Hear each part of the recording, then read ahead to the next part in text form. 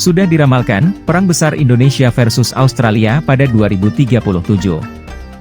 Ketegangan Indonesia versus Australia, ramai diperbincangkan di media sosial, meskipun pemerintah Indonesia sudah membantah informasi tersebut. Hal ini dikaitkan dengan silang pendapat mengenai kepemilikan Pulau Pasir, oleh masyarakat adat Laut Timor dan pemerintah Australia.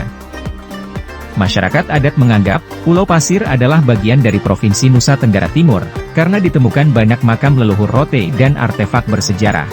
Pulau Pasir merupakan pulau yang terletak sekitar 140 km dari Pulau Rut, Nusa Tenggara Timur. Pulau ini menjadi sorotan kembali, setelah masyarakat adat Laut Timur meminta Australia untuk angkat kaki dari pulau tersebut. Sengketa kepemilikan Pulau Pasir antara kedua negara Australia-Indonesia, kini bergulir menjadi memanas. Pengamat militer dan terorisme Mardigu Owyek, dalam tayangan di channel YouTube Bosman Mardigu mengatakan, bahwa prediksi atau ramalan perang antara Indonesia dan Australia, membuat khawatir banyak orang. Mardigu Owyek bahkan membuat ulasan khusus, tentang kemungkinan ramalan perang Indonesia dan Australia dari Nostradamus itu sangat mungkin terjadi. Tidak akan heran kalau Indonesia berperang dengan Australia di tahun 2037, seperti ramalan Nostradamus, karena di waktu itu perebutan celah Timor memuncak, ungkap Mardigu Owyek. Australia bahkan mengancam Indonesia akan melakukan tindakan, yaitu tindakan militer jika berani macam-macam pada Pulau Pasir. Apakah Indonesia siap perang dengan Australia? Jika ramalan perang Nostradamus antara Indonesia versus Australia terbukti, apakah kekuatan militer dua negara ini seimbang?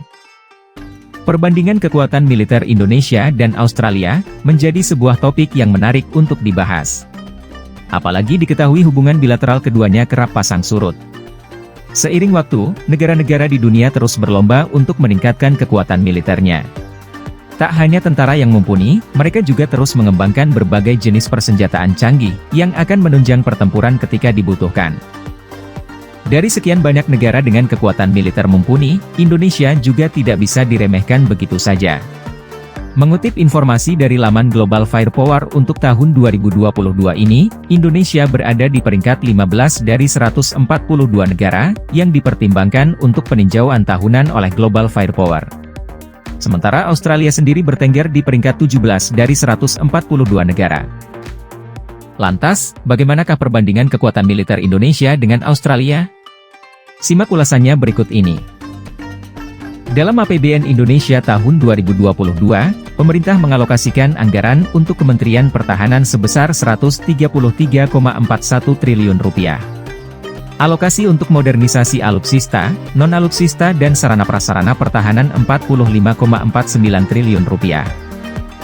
Dijelaskan dalam RAPBN tahun 2023, angka untuk Kementerian Pertahanan justru berkurang menjadi Rp131,93 triliun, dan untuk program modernisasi, hanya dikucuri dana Rp35,88 triliun.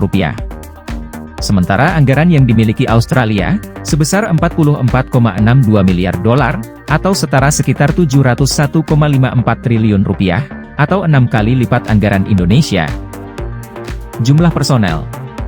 Dengan jumlah penduduk mencapai 275 juta lebih, Indonesia tercatat memiliki sekitar 400.000 personel aktif, 400.000 personel cadangan, serta 280.000 pasukan paramiliter.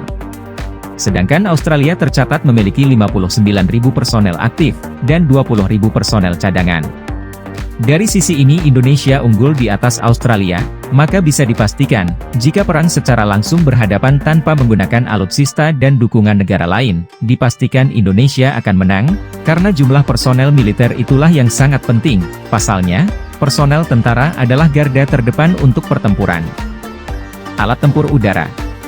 Pada bagian alat tempur udara, Indonesia total memiliki 445 pesawat, yang terdiri dari 41 pesawat tempur, 23 pesawat serangan khusus, 66 pesawat angkutan, 126 pesawat latih, 17 pesawat misi khusus, 172 helikopter, serta 15 helikopter serang.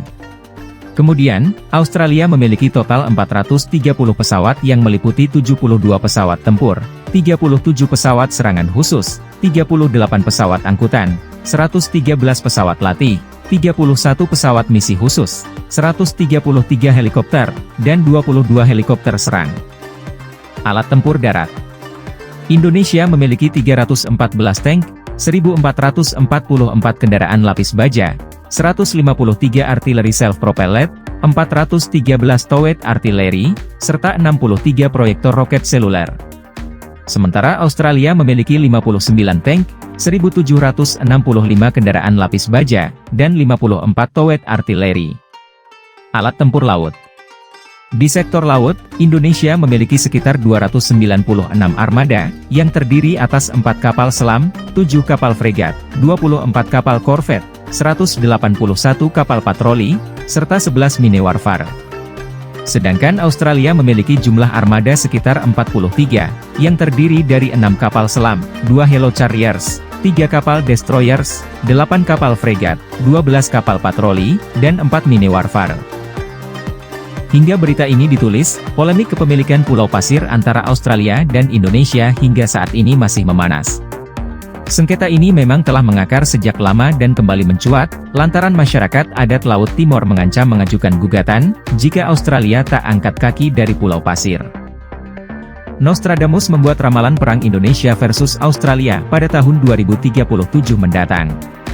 Dalam sebuah buku berjudul Les Prophéties, Nostradamus menuliskan ramalan perang Indonesia versus Australia. Buku ini ia terbitkan di tahun 1555. Beberapa waktu terakhir, beberapa tulisan Nostradamus itu telah terbukti menjadi kenyataan. Misalnya momen meninggalnya Ratu Elizabeth II di tahun 2022. Dalam salah satu ramalannya, ia menyebutkan, sebuah perang dahsyat yang akan terjadi antara Indonesia versus Australia.